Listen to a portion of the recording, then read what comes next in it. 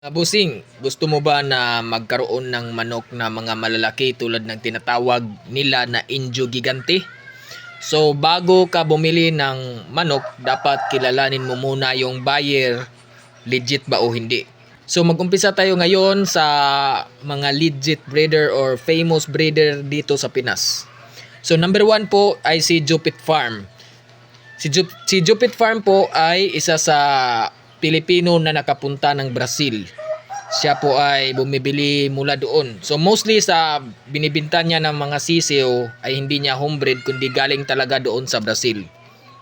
So pero sa presyo meron talagang kamahalan kasi talagang hindi dito sa Pinas nag-hatch yung sisiw mula pa yon sa Brazil. So sa nalalaman ko noon, yung sisiw niya within 2 months old na sisiw ay nasa halagang 50,000. Siya ay merong halos lahat na mga Indio Gigante, type of Indio Gigante, kasi sa aking nalalaman ay merong 4 po na Indio Gigante, Rakudo, Pulaco, at Urubo, nakalimutan ko yung isa. So 4 na klase ng Indio Gigante na nalalaman. At saka pangalawa po, isa ngayon sa mga famous dito sa Pilipinas ay yung pangalawa nating kaibigan na si William Cruz.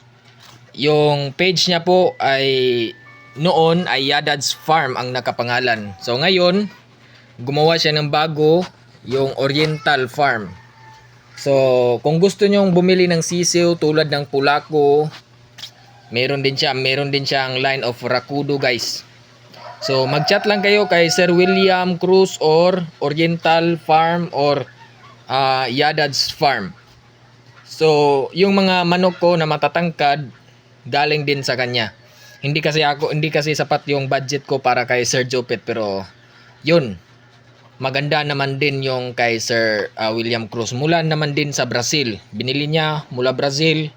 Malaki din naman o maganda din naman yung type, at saka meron din siyang Pulaco at Rakudo. Yun po yung nasa kanya.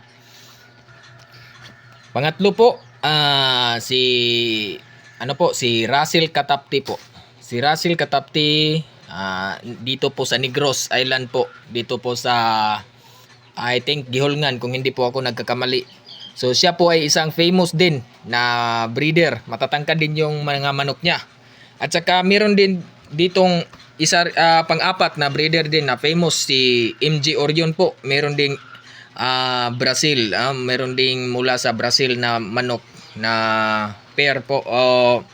Basta meron siyang breeding program po na galing din sa Brazil. So pang-5 po, si Bukidnon Kitaw-Taw po. Si Bukidnon Kitaw-Taw. So ipang-display ko po yung mga name nila dito sa Facebook para mag-chat kayo sa kanila direct kung gusto nyo bumili sa kanila. At si Angelo Cortez din po. Si Angelo Cortez ay meron ding imported na mga Brazil na manok po. Talaga nakaabil sila dahil kay Sir Jupit Farm. Hindi yun homebred ni Sir Jupit Farm, mula talaga doon sa Brazil. Binili nila, in-import dito sa Pinas, tapos binili na naman ni Sir Angelo Cortez. Yan po. Sorry, pasensya kung nagkakamali ako sa pangalan.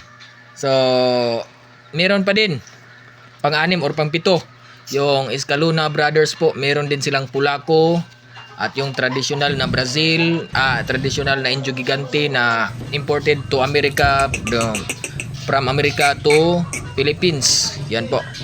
So pasensya na po kung hindi ko na-mention yung ibang mga legit breeder.